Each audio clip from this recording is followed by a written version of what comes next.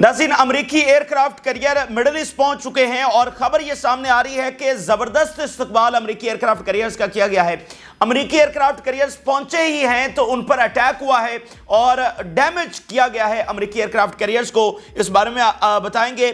और बहुत बड़ी खबर यह सामने आ रही है कि यमन और इराक से 40,000 फाइटर्स वो लेबनान में और सीरियन गोलान हाइट्स वहां पर इस वक्त पहुंच रहे हैं। और मीनवाइल सुप्रीम लीडर, ईरान के सुप्रीम लीडर, वहां से खत सामने आया है और हसन नसरुल्लाह को यह खत भेजा गया है और उसमें कहा गया है कि हम इस हतमी बैटल के अंदर जो भी सपोर्ट चाहिए होगी इसराइल के खिलाफ लड़ने के लिए वो पूरी तरह से हम देने के लिए तैयार हैं।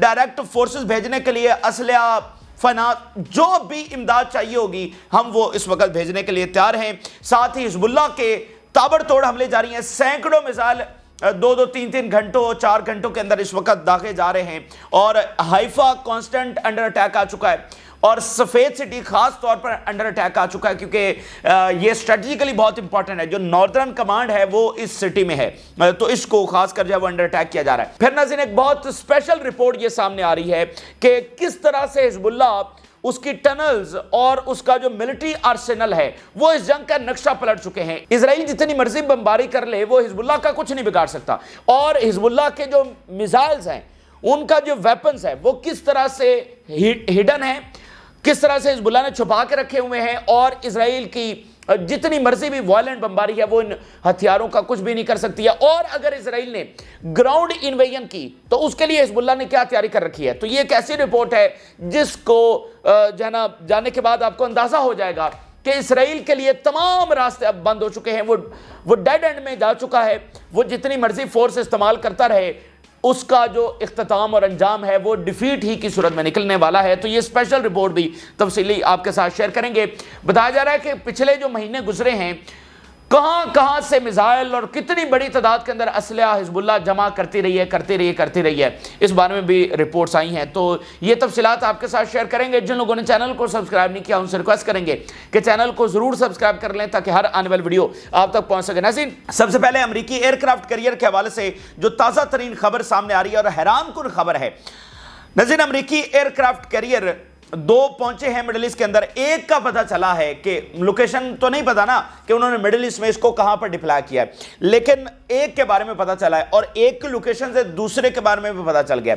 अच्छा, एक जो अमरीकी एयरक्राफ्ट कैरियर है वो पहुंचा है ईरान के साहिलों के ऊपर, ठीक है, स्ट्रेट ऑफ हॉर्मज़, जहां पर पहले ये स्टेशन रहा है वहां पर इसको जनाब भेजा गया है। लेकिन अब खबर यह सामने आ रही है कि बरोज सोमवार, वो दिन जिस दिन इजराइल ने शदीद बमबारी का आगाज किया, उस दिन ये एयरक्राफ्ट कैरियर वहां पर पहुंचा और वहां पर पहुंचते साथ ही इसके ऊपर अटैक हुआ और इनके एयरक्राफ्ट कैरियर को हिट किया गया है और उसको डैमेज हुआ है, नुकसान पहुंचा है उसको। ये आज इंकशाफ जो है वो सामने आ रहा है। तो एक एयरक्राफ्ट कैरियर उन्होंने ईरान के साहिलों के ऊपर भेज दिया और दूसरा मेडिटेरेनियन सी में लेबनान को काउंटर करने के लिए वहां पर बेसिकली भेजा है। अब जरा इसका सबूत देखिए, खुद अमेरिकी मीडिया इसको रिपोर्ट कर रहा है। US worship sustain damage while on mission in Middle East on Monday. US Navy has not disclosed the nature of the incident that occurred to the United States naval ship Bighorn in the waters of the Sea of Oman. Sea of Oman पर किसी ने आकर hit किया है। अमेरिकी media report कर रहा है, हम नहीं। अमेरिकी मीडिया खुद इस बात का सबूत शेयर कर रहा है और यूएस नेवी ने इस बात को डिस्क्लोज नहीं होने दिया है कि वो किस नेचर का उसके ऊपर हमला हुआ है, किसने ये हमला किया है और किस नेचर का नुकसान हुआ है, ठीक है। और सी ऑफ ओमान में तो इसमें बहुत चांसेस है कि ये यमन के अलावा तो कोई नहीं कर सकता। ईरान ने तो बिल्कुल नहीं किया, तो ये यमन ही ने फिर किया है। तो सी ऑफ ओमान में फिलहाल ये स्टेशन है, आगे फिर इसने स्ट्रेट ऑफ हॉर्मज़ की तरफ जाना है, तो यहां पर जो है वो इसको निशाना बनाया गया। तो ये जनाब अमेरिकी एयरक्राफ्ट कैरियर्स हैं। जो दुनिया में सबसे ज्यादा एयरक्राफ्ट कैरियर्स वो अमेरिका के पास है और ये एक बहुत बड़ी ताकत समझे जाते हैं। चीन के पास सिर्फ 3 हैं, रशिया के पास सिर्फ 1 है और उसके अलावा इंडिया के पास 2 हैं। तो देखिए, आज टेक्नोलॉजी का शिफ्ट आप देखें, वॉरफेयर के अंदर जो तब्दीली है वो आप देखें। आज ये hundreds of billions of dollars, ये ओवरऑल ट्रिलियंस ऑफ डॉलर्स के ये सारे एसेट्स बनते हैं। आपको पता है एक F-35 त्यारा कितने का होता है? $2 ट्रिलियन। जरा टोटल इस्लामी दुनिया की इकॉनमी तो उठाकर देखें, उनके बजट उठाकर देखें, डिफेंस बजट پھر ذرا چیک کریں کہ کیا یہ سارے اسلامی ملک مل کر ایک F-35 خرید سکتے ہیں؟ ٹھیک ہے، تو $2 ٹریلین کا یہ ہے۔ تو اب یہ ایئر کرافٹ کیریئر مطلب دنیا میں ٹوٹل 11 ہیں، اور چین کے پاس 3 ہیں، امریکہ کے پاس ٹوٹل 11 ہیں، مطلب سالوں اس کو لگتے ہیں بنانے میں، اور اتنا خرچ ہوتا ہے کہ کتنے ہی ملکوں کا جو بجٹ ہے وہ اس میں اکوموڈیٹ ہو سکتا ہے، ٹھیک ہے۔ لیکن ان ایئر کرافٹ کیریئرز کو $1 لاکھ کے، صرف $1 لاکھ کے میزائل جو ہیں وہ نشانہ بنا رہے ہیں۔ تو یہ ایک بہت بڑی تبدیلی ہے، وار فیئر کے اندر بہت بڑی تبدیلی ہے، جو یہاں پر اب ملینز آف ڈالرز کے ڈرونز کس طرح سے یمن گرا رہا ہے سستے اینٹی میزائلوں کے ساتھ۔ تو یہ ایک تبدیلی ہے۔ اچھا آگے ناظرین دیکھیں تو ہیرٹس نے، جو کہ اسرائیل کا ایک بہت ہی بڑا ادارہ ہے اور بڑا کرٹیکل یہ لکھتا ہے اسرائیل کے خلاف، اسرائیلی پالیسیز کے خلاف، اس نے ناظرین ایک امپورٹنٹ رپورٹ شائع کی ہے، اور اس میں اس نے بتایا ہے کہ 40,000 فائٹرز حسن نصر اللہ کی مدد کو اس وقت پہنچ رہے ہیں، فلسطین کی مدد کو اس وقت پہنچ رہے ہیں، اور یہ گولان ہائٹس کے اوپر، سیرین گولان ہائٹس کے اوپر یہ سٹیشنڈ ہوں گے، وہاں پر جو بیٹل لڑی جانی ہے، اور پھر جن کی ضرورت لیبنن میں ہوئی، کیونکہ لیبنن اس وقت جنگجوؤں سے بھر چکا ہے، اتنے جنگجو اس وقت وہاں پر پہنچ چکے ہیں کہ اندازہ بھی نہیں ہے کسی کو۔ ابھی جب اسرائیلی فوج داخل ہوگی تو پھر دنیا کو پتا چلے گا، وہاں پر لاکھوں کی تعداد میں 1-1.5 لاکھ تو ان کے اپنے ہیں نا جو ہائیلی ٹرینڈ ہیں، جو پہلے فیز کے لیے تیار ہیں، باقی جو آئے ہیں وہ نمبر سب پتہ ہی نہیں کسی کو۔ تو وہاں پر اگر مزید ضرورت ہوگی تو پہنچتے رہیں گے پیچھے سے جنگجو، لیکن اب گولان ہائٹس والی سائڈ کے اوپر بیٹل کی جو ہے وہ تیاری کی جا رہی ہے، اور میں آپ کو بتا دوں کہ یہ سیریا اس میں چاہتا ہے کہ وہ اس بیٹل میں گولان ہائٹس کو واپس لے، کیونکہ آپ دیکھیں جو سینائی کا علاقہ تھا وہ تو لے لیا تھا واپس مصر نے، لیکن شام اپنا علاقہ واپس نہیں لے سکا تھا۔ تو اب فلسطین کی آزادی اور یہ جو ساری اسرائیل کا قبضہ ہے اس کو ختم کرنے کے لیے، لیکن ظاہری بات ہے وہ ان پارٹس میں ہی ہوگا نا، وہ اچانک سے تو نہیں ہونے والا، وہ آہستہ آہستہ کر کے ہی ہونے والا ہے نا، ایک لمبی جنگ کے ذریعے۔ اچھا تو سیرین گولان ہائٹس پر یہ بڑی بیٹل لڑنے کی اس وقت تیاری ہو رہی ہے۔ ہیرٹس رپورٹ کر رہا ہے The Israeli army anxiously following the arrival of about 40,000 fighters from Iraq, Yemen to the Golan Heights and they are awaiting Nasrullah's call to fight۔ بڑی اینکشیسلی یعنی پریشانی کے ساتھ، بڑی تشویش کے ساتھ اسرائیلی آرمی دیکھ رہی ہے کہ یہ جو 40,000 فائٹرز یہاں پر پہنچ رہے ہیں گولان ہائٹس پر، ٹھیک ہے، اور وہ پہنچ رہے ہیں وہاں پر اور صرف حسن نصر اللہ کی ایک کال کا انتظار کر رہے ہیں، ایک اشارے کا انتظار کر رہے ہیں کہ اس کے بعد آپ کو وہ عراق والے فائٹرز جو لشکر وہ پیچھے ابھی مزید بیٹھے ہوئے ہیں، ٹھیک ہے، وہ جو لاکھوں کی تعداد میں بنتے ہیں وہ ابھی پیچھے بیٹھے ہوئے ہیں۔ تو 40,000 یہاں پر یمن اور عراق سے، اور اس میں ظاہری بات ہے کچھ گروپس شام کے بھی شامل ہیں، کیونکہ یہ ساری ایکسس آف ریزسٹنس ایک ہی ہے نا، تو کچھ اس میں 5-7 ہزار 10 ہزار وہ شام کے ہوں گے جو اس وقت گولان ہائٹس کے اوپر یعنی میدان جنگ میں وہ بیسیکلی اتر گئے اور حسن نصر اللہ کا انتظار کر رہے ہیں۔ اچھا اس سے پہلے بشار الاسد کی خبر بھی آ چکی ہے، انہوں نے اپنی نیشنل فورسز کو کہہ دیا کہ وہ تیاری پکڑ لیں، کیونکہ یہ سارے ایک دوسرے کے ساتھ کنیکٹڈ ہیں، ان سب کی بقا ایک دوسرے کے ساتھ ہے۔ تو یہ حزب اللہ سیریا کے لیے لڑی ہے اور اب سیریا کو حزب اللہ اور فلسطین کے لیے لڑنا ہے۔ اچھا اسی درمیان ایران سے بہت بڑی خبر سامنے آئی ہے ناظرین، جو آیت اللہ خمینی ہیں یعنی جو ریولوشن لانے والے ہیں 1979 میں، جنہوں نے اسلامک ریولوشن لے کر آئے، آج جو اس وقت سپریم لیڈر ہیں وہ آیت اللہ خامنائی ہیں، جو لے کر آئے تھے ریولوشن وہ آیت اللہ خمینی ہیں، ٹھیک ہے۔ ان کے گرینڈ سن نے لیٹر بھیجا ہے حسن نصر اللہ کو اور ان کو کہا ہے، کیا کہا ہے میں بلکہ پڑھ کے آپ کے سامنے سنا دیتا ہوں۔ Grandson of the founder of the Islamic Republic of Iran, founder of the Islamic Republic of Iran, Sayyid Hassan Khamenei sends a message to the Secretary General of Hezbollah, Sayyid Hassan Nasrallah. I declare my readiness to provide any services in defense of Islam against the Zionist entity. ہم پوری طرح سے تیار ہیں اور میں آپ کو وعدہ دے رہا ہوں کہ ہم ہر طرح کی سپورٹ ان ڈیفنس آف اسلام کرنے کے لیے تیار ہیں۔ جو ہم آپ کو کہتے رہتے ہیں نا کہ یہ بیٹل اسلامی دنیا کے عروج اور زوال کے ساتھ بھی جڑی ہوئی ہے، اگر یہاں پر اسرائیل فاتح ہو کر نکلا تو وہ بہت بڑی پاور کے طور پر ابھرے گا اور پھر اگلی کئی دہائیاں اسلامی دنیا کی اسی زوال کے اندر گزریں گی، اور اس سے پہلے تو کم اسلامی دنیا زیر عتاب ہے نا، اسرائیل کے اس گریٹر اسرائیل بننے کے بعد وہ زیادہ زیر عتاب ہوگی، پتہ نہیں کون سے ملک رہیں گے کون سے نہیں رہیں گے، کیا ہوگا۔ تو اسی لیے جو زوال اور عروج ہے وہ اس جنگ کے ساتھ جڑا ہوا، اگر اسرائیل ہارا تو پھر اسلامی دنیا کا یہ جو عطاب ہے یہ ختم ہو جائے گا. یہ زوال اگر اتنی گلوری کی طرف نہ بھی گیا تو عروج میں ضرور بدل جائے گا. آپ دیکھ لیں پورے مڈل ایسٹ تو براہ راست اسرائیل کی پالیسی سے متاثر کیا نہیں ہے. جو ملینز آف یہاں پر کیجویلٹیز ہوئی ان جنگوں کے اندر, وہ جنگیں کس نے شروعات کروائی ہیں؟ اور کون چاہتا ہے کہ اسلامی دنیا میں کسی کے پاس فضائیہ نہ ہو؟ کون چاہتا ہے کہ اسلامی دنیا میں کوئی نیوکلیر حاصل نہ کرے اور ان کی اکانومی ترقی نہ کرے, وہاں پر قابل لوگ نہ آئیں, وہاں پر فلاسفر پیدا نہ ہو؟ یہ کون چاہتا ہے؟ کون یہ نہیں ہونے دیتا کہ پوری اسلامی دنیا میں ایک بھی آکسفورڈ کے مقابلے کی یونیورسٹی نہ ہو؟ آکسفورڈ چھوڑیں, کوئی ایک ایسی یونیورسٹی جو آپ کہہ سکیں کہ ہاں اس نے بڑے بڑے اکانومسٹ پیدا کر دیے ہیں, بڑے بڑے جو ہے وہ فلاسفر اور سائنٹسٹ پیدا کر دیے, ایک بھی نہیں ہے. تو یہ کیا ہے؟ ٹھیک ہے, تو اس بات کو آپ کو سمجھنا ہوگا. آپ گہرائی میں جائیں گے تو آپ کو پتہ چلے گا یہ اسلامی دنیا کا سارا زوال اس معاملے کے ساتھ جڑا ہوا ہے, اور سارا عروج بھی اسی معاملے کے ساتھ جڑا ہوا ہے. اسلامی دنیا کو کون سر نہیں اٹھانے دیتا؟ جب بھی کوئی ملک ترقی کرنے لگتا ہے, وہ انڈیپینڈنٹ فارن پالیسی بنانے لگتا ہے, اپنے لوگوں کا بھلا کرنے لگتا ہے, اکنامکلی ترقی کرنے لگتا ہے, تو اس کے ساتھ پھر کیا کیا جاتا ہے؟ اچھا, تو یہ اس وقت صورتحال, اس لیے ان ڈیفینس آف اسلام انہوں نے کہا کہ ہم تیار ہیں. تو آپ دیکھ لیں یمن, ایران, عراق, شام اور لیبنن یہ پوری طرح سے کنیکٹڈ ہیں, ایک دوسرے کے لیے تیار ہیں. تو اب اسرائیل آ جائے, میدان سج چکا ہے, اس کا زبردست استقبال جو ہے وہ لیبنن میں کیا جائے گا. تو نتنیاہو جو ہے وہ اپنا شوق پورا کر لے, جو یہ دھمکیاں لگاتے رہے ہیں. تو وہ دیکھیں بمباری کرنے سے کیا ہوتا ہے؟ جنگ لڑنی ہے نا, تو جنگ تو میدان میں لڑی جاتی ہے. یہ کیا کہ F-35 تیاریں آئیں اور سیویلینز کے اوپر ہٹ کر کے چلے جائیں, تو جنگ تو پھر یہ ہے نا کہ اسرائیلی فوج اتر آئے اور دو ہاتھ وہاں پر ہو جائیں گے. اچھا, اب ناظرین جو حزب اللہ کے تازہ ترین حملے ہوئے ہیں ان کی تفصیلات میں آپ کے سامنے رکھنے جا رہا ہوں. اور میسیو اٹیکس, خاص کر جیسے میں نے آپ کو انٹروڈکشن میں بتایا کہ سفید انڈر اٹیک ہے, حیفا بھی, اور سب سے زیادہ اب سفید انڈر اٹیک ہے, کیونکہ سفید اسٹریٹجیکلی بہت امپورٹنٹ ہے اور یہیں پر ان کی ناردرن کمانڈ ہے. تو اب اس وقت حزب اللہ کی اسٹریٹجی یہ ہے کہ وہ سفید سے لوگوں کو ڈسپلیس کرے. مطلب نارتھ کے لیے ایک بہت, جس کو کہتے ہیں بڑا ہب ہے ایک سٹی, وہ سفید ہے.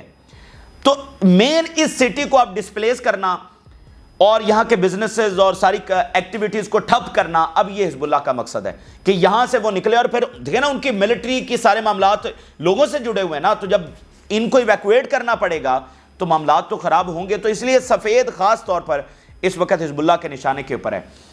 Several impacts were observed in Safed where the Israeli Army's command center for the northern region is located. یہ جو ساری جنگ ادھر حزب اللہ کے ساتھ ہونی ہے وہ ناردرن کمانڈ نے اس کو مانیٹر کرنا ہے, اس کو ہیڈ کرنا ہے, اور سفید کے ایریا میں واقع ہے. ڈائریکٹ ہٹس ان سفید سٹی, انفارمیشن اباؤٹ بسیجڈ پیپل. اس سے بڑی کوئی ذلت ہمیں لائن ہو نہیں سکتی, اور اس سے بڑی حزب اللہ کی صلاحیتوں کا کوئی مظاہرہ ہو نہیں سکتا کہ اسرائیلی میڈیا رپورٹ کر رہا ہے انفارمیشن اباؤٹ بسیجڈ پیپل. ابھی تک حزب اللہ کا ایک بھی جنگجو اسرائیل کے اندر داخل نہیں ہوا ہے, اور سفید سٹی کے اندر جہاں پر ان کی ناردرن کمانڈ ہے جس نے اصل جنگ لڑنی ہے, اس شہر کے اندر لوگ بسیجڈ ہو چکے ہیں, گر چکے ہیں. اب مجھے بتائیے اس سے بڑا ثبوت اور کیا ہو سکتا ہے؟ حزب اللہ وہاں پر بیٹھی ہوئی ہے اور سب سے طاقتور ملک اور one of the very important city, وہ صرف فضائی حملوں سے, اور فضائی حملے بھی کون سے جس میں 10 سے 15% ابھی حزب اللہ نے اپنی صلاحیتیں دکھائی ہیں, اس میں سفید میں بیٹھے ہوئے اسرائیلی شہری جو ہیں, سیٹلر جو ہے وہ بسیجڈ ہو چکے ہیں. ٹھیک ہے, تو یہ ہے آغاز. تو انجام آپ اس کا اب خود ہی اندازہ کر لیجئے. اس کو بیان کرنے کے لیے گھنٹوں چاہیے, ماضی کو اور آج کو بیان کرنے کے لیے کہ اسرائیل کیا کہا جاتا رہا ہے اور آج کیا ہو چکا ہے, اور ابھی حزب اللہ نے صرف آغاز کیا ہے. 7 teams are working to extinguish fires in the several areas in Safed due to the fall of rockets. 7 fire fighting team صرف سفید کے اندر کام کر رہی ہیں. We bombed the settlement of Hatzor with dozens of missiles in the defense of Lebanon and its people. درجنوں missile ہتزور کے اوپر fire کیے. Very large missile barrage targets the town of the Upper Galilee. یہ ابھی تک صبح سے لے کر ابھی تک جو ہے وہ 200 سے 300 کم سے کم میزائل اور ڈرونز اور راکٹس فائر ہو چکے ہیں. 40 rockets were fired from Lebanon towards Safed. سفید کے اوپر مزید 40 راکٹس داغ دیے. صرف جو ایک دادو بیس ہے 90 راکٹس تو آج اس کے اوپر فائر کیے جا چکے ہیں, صرف ایک بیس کے اوپر 90 راکٹس. تو ابھی کل جب یہ ٹوٹل سٹیٹس آئیں گے, جیسے آج منگل والے سٹیٹس آج آئے ہیں کہ 400 راکٹس کل منگل کو فائر ہوئے, تو آج بدھ والے کل آئیں گے کہ ٹوٹل کتنے ہوئے.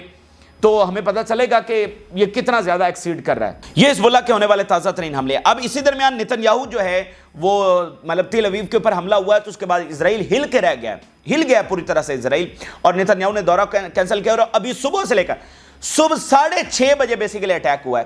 ویسے یہاں مطلب ہمارا تو 3.5 گھنٹے کا 3 گھنٹے کا فرق ہے نا، تو وہاں پر 6:30 بج رہے تھے جب ایگزیکٹ اٹیک ہوا ہے. اب صبح سے لے کر نتن یاہو کی میٹنگز اس وقت ہو رہی ہیں.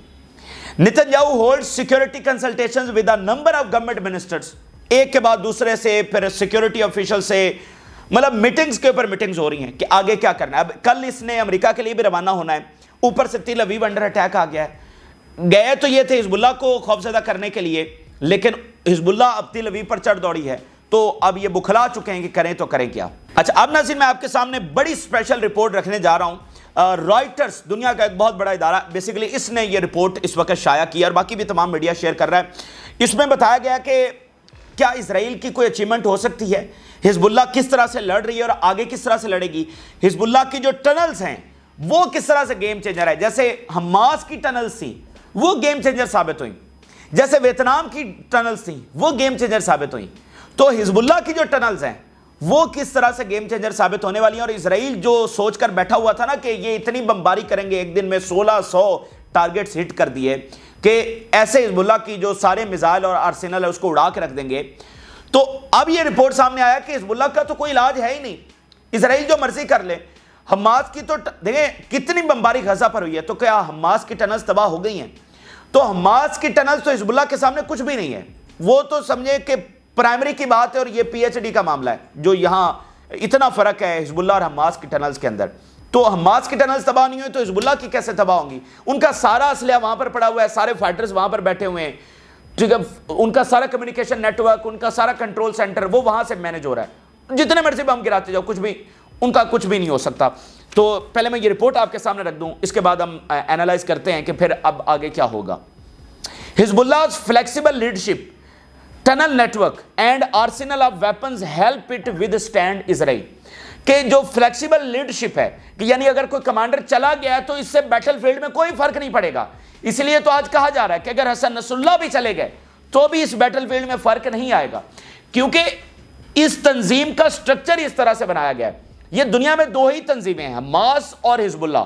انہوں نے اپنا سٹرکچر اس طرح سے بنایا ہے کہ کسی کے آنے اور جانے سے فرق نہیں پڑتا. ہر بندے کی اپنی اہمیت ہے اور ہر بندے کے جانے کا غم تو ہوتا ہی ہے، لیکن پیچھے اس طرح سے لیڈرشپ تیار بیٹھی ہوتی ہے کہ ایک کمانڈر گیا تو اس کی جگہ کے اوپر نیا آ گیا فوراً. اگر وہ بھی چلا گیا اگلے گھنٹے میں ہی تو اس کے پیچھے تیسرا تیار بیٹھا ہوگا. تو جو فلیکسیبل لیڈرشپ ہے، آپ دیکھتے ہیں نا کہ بڑے بڑے جرنیل جب مارے جاتے ہیں، بڑے بڑے کمانڈرز مارے جاتے ہیں تو وہ فوج ہار جاتی ہے، ٹھیک ہے، لیکن یہاں پر کوئی فرق نہیں پڑ رہا، بیٹل اسی طرح سے جاری. آپ نے دیکھا کہ کیا کوئی حزب اللہ کی صلاحیتوں میں کمی آئی، بلکہ حزب اللہ تو زیادہ اگریسو ہوئی ہے. تو فلیکسیبل جو لیڈرشپ ہے اور جو ٹنل نیٹ ورک ہے اور جو ان کا ملٹری آرسینل ہے وہ بیسیکلی ہیلپ کر رہا ہے حزب اللہ کو کہ وہ ود سٹینڈ کر سکے اگینسٹ اسرائیل، جو دنیا کے 5-7 بڑے پاورفل کنٹریز میں جس کا شمار ہوتا ہے. Hezbollah was bringing the missile to Lebanon at a rapid pace in the anticipation of prolonged conflict and seeking to avoid a comprehensive war. حزب اللہ ان پچھلے مہینوں کے اندر کیا کر رہی تھی؟ ریپڈ پیس کے اندر بہت تیزی کے ساتھ میزائل اور باقی اسلحہ اور جو بھی ان کو چاہیے تھا وہ مطلب دھڑا دھڑ جو ہے وہ سپلائی لائن کھلی ہوئی تھی، اور ان مہینوں میں اسلحہ آ رہا تھا، میزائل آ رہے تھے اور وہ سرنگوں میں سٹور ہوتے چلے جا رہے تھے. مین وائل حزب اللہ آل آؤٹ وار کی طرف نہیں جا رہی تھی، وہ آل آؤٹ وار کی تیاری کر رہی تھی. اب آپ اس بات کو سمجھے ہیں کہ انہوں نے وار آف ایٹریشن میں وہ نتائج بھی حاصل کیے، اسرائیل کو کمزور بھی کیا اور آل آؤٹ وار سے بھی بچتے رہے. اور کیوں بچتے رہے؟ کیونکہ وہ اسی وار کی تیاری کر رہے تھے. ان کو یہ جو مہینے ملے ہیں اس میں انہوں نے بہت سارا اسلحہ جو ہے وہ جمع کر لیا. یہ رائٹرز بتا رہا ہے. Hezbollah missile attacks are still possible because the chain of command has remained operational. Hezbollah کے حملے ابھی بھی پاسبل ہیں اور وہ ہوتے رہیں گے کیونکہ جو ان کی چین آف کمانڈ ہے وہ ابھی تک آپریشنل ہے، اس کو کوئی فرق ہی نہیں پڑا. اچھا اگر یہ چین آف کمانڈ ٹوٹ جائے تو پھر کیا حزب اللہ کو فرق پڑ سکتا ہے؟ یعنی ابھی وہ کہہ رہے ہیں کہ حزب اللہ اس لیے حملے کر رہی ہے کہ ان کی چین آف کمانڈ قائم ہے. اگر یہ چین آف کمانڈ اسرائیل توڑنے میں کامیاب ہو گیا تو پھر کیا حزب اللہ ہار جائے گی؟ اس کا جواب ذرا سنیے، اس سے انٹرسٹنگ کوئی جواب ہوگا نہیں. If the chain of command is broken, Hezbollah fighters are train to work in small groups. अगर हिजबुल्लाह की ये चेन ऑफ कमांड टूट भी गई तो उसके अगले फेज के लिए भी हिजबुल्लाह ने तैयारी कर रखी है, उसके अगले फेज के लिए भी उन्होंने ट्रेनिंग कर रखी है। और वो क्या है कि वो स्मॉल ग्रुप्स के अंदर भी वर्क करना जानते हैं। छोटे छोटे ग्रुप्स के अंदर वो मिसाइल भी दागेंगे, वो लड़ेंगे भी सही। अगर उनका मेन कमांड सेंटर से राब्ता नहीं है तो भी वो सरवाइव कर सकते हैं, वो फाइट कर सकते हैं। तो इसलिए अब इस रिपोर्ट के बाद कहा जा रहा है कि हिजबुल्लाह का कोई इलाज ही नहीं है। टनल्स उनकी तबाह नहीं हो सकती, मिसाइल कैपेबिलिटी उनकी तबाह नहीं हो सकती। किसी तरीके से अगर उनका चेन ऑफ कमांड टूट भी गया तो वो स्मॉल ग्रुप्स के अंदर वर्क करेंगे। तो क्या किया जाएगा? इसलिए तो हम कहते हैं कि हिजबुल्लाह की सिर्फ बढ़के हैं, जमीनी हकायक मुख्तलिफ हैं। कोई मुल्क जितना भी ताकतवर हो, इसका मतलब यह नहीं होता कि वो कोई भी गोल सेट करेगा और उसको अचीव कर लेगा। यानी मिसाल के देखें, हिजबुल्लाह के पास ये सलाहियत नहीं, अगर हम 7 अक्टूबर से पहले चले जाएं कि हिजबुल्लाह इजराइल के ऊपर हमलावर हो और हिजबुल्लाह जो है वो इजराइल को शिकस्त दे दे, ऐसा नहीं हो सकता। ठीक है, तो इसी तरह यह भी नहीं हो सकता कि इजराइल जो मर्जी सोचे और वो कर ले, ऐसा नहीं होता है। ठीक है, तो जमीनी हक़ाइक़ के मुताबिक फैसले करने पड़ते हैं। अब उनकी जो कम्युनिकेशन नेटवर्क है वो किस तरह से वर्क कर रहा है, वो पेजर्स अटैक हुए, वो रेडियो इस वक्त हैक हो चुका है, वॉकी टॉकीज वो हैक हैं और एक्सप्लोड हुई हैं, तो उनका कम्युनिकेशन नेटवर्क क्यों मुतासर नहीं हुआ? हिजबुल्लाह's ability to communicate is supported by a dedicated fixed telephone network and other devices। उनके पास वो फिक्स्ड एक टेलीफोन नेटवर्क है, उसमें ये नहीं होता कि लेटेस्ट मॉडल आ गया है उसके अंदर कोई तब्दीली आ गई है। उनके पास एक डेडिकेटेड और फिक्स्ड टेलीफोन नेटवर्क है, या उनके अलावा जो दीगर डिवाइसेस हैं। देखिए, बात यह है कि वो हमास का कम्युनिकेशन नेटवर्क अभी तक नहीं पकड़ सके, तो उन्होंने हिजबुल्लाह का क्या कम्युनिकेशन नेटवर्क पकड़ लेना है। ठीक है, तो वो अपना उसी तरीके से जब वो काम कर रहे हैं। Launching rockets from areas previously targeted bye Israeli proves हिजबुल्लाह's ability to hide its weapons। फिर उन्होंने जो आखिरी वेरी इंपॉर्टेंट बात बताई है कि ये देखा जा रहा है पिछले 48 घंटों से कि जहां पर इजराइल ने अटैक्स किए और इतनी वायलेंट बमबारी की कि दहाइयों में इतनी वायलेंट बमबारी नहीं हुई, हिजबुल्लाह ने उन्हीं एरियाज से दोबारा मिसाइल फायर किए। तो इससे क्या साबित हुआ? इससे यह साबित हुआ कि हिजबुल्लाह अपने वेपन्स को छुपाने की भी पूरी सलाहियत रखती है। ऊपर बेशक सरफेस के ऊपर बम गिरते रहेंगे, लेकिन उनका नीचा जो असलहा है वो महफूज पड़ा रहेगा। वो लॉन्चर से फायर करेंगे, फिर फौरी लॉन्चर्स को टनल्स में ले जाएंगे। इजराइल के पास कोई हल नहीं है। और अगर वो उतरेगा, ग्राउंड ऑपरेशन करेगा, तो हिजबुल्लाह तो इंतजार ही इसी चीज का कर रही है। लाखों जंगजू वहां पर क्या करने के लिए बैठे हुए? लेबनान के सैर करने के लिए नहीं गए हुए, वो इसीलिए ये मैन पावर इसलिए तैयार की गई है। मैं आपको बताऊं, इवन ये मैन पावर अमेरिका के लिए भी तैयार की गई है, क्योंकि कुछ भी आप एक्सपेक्ट कर सकते हैं। ये दुनिया इनजस्टिस और जुल्म की दुनिया है। अब गजा में जो हुआ है, इसके बाद कोई कमी रह गई है कि मतलब कुछ भी इस दुनिया में हो सकता है, तो अमेरिकी फौज भी उतर सकती है। तो ये जो लाखों मैन पावर है, ये इजराइल के लिए नहीं है, ये बात ज़हन में रखें। इजराइल के लिए ये लाखों मैन पावर नहीं है। इजराइल की कितनी फौज अंदर दाखिल होगी? ठीक है, वो हजारों में होगी या मैक्सिमम 1 लाख होगी। 1 लाख भी मेरा ख्याल है कि बहुत ज्यादा है, वो हजारों के अंदर होगी, तो उसको हिजबुल्लाह काउंटर कर सकती है। लेकिन ये जो लाखों के अंदर मैन पावर है, ये अमेरिका के लिए तैयार की गई है। ठीक है ना? तो ये इस वक्त की ताज़ा तरीन तफसीलात हैं जो आपके साथ शेयर की। आपने राय जरूर आगाह करें। जिन लोगों ने चैनल को सब्सक्राइब नहीं किया, उनसे रिक्वेस्ट करेंगे कि चैनल को जरूर सब्सक्राइब कर लें, ताकि हर आने वाली वीडियो आप तक पहुंच सके। इजाज़त दीजिए, अल्लाह हाफ़िज़।